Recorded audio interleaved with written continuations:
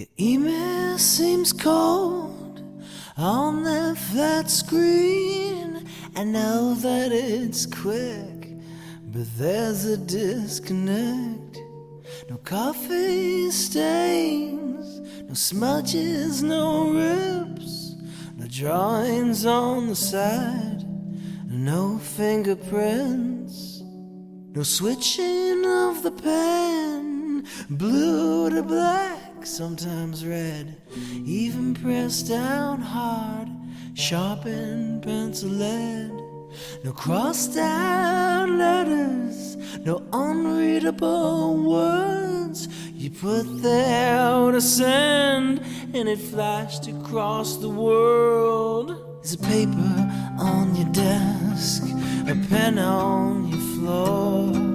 There's envelopes on your shelf and stamps in your drawer.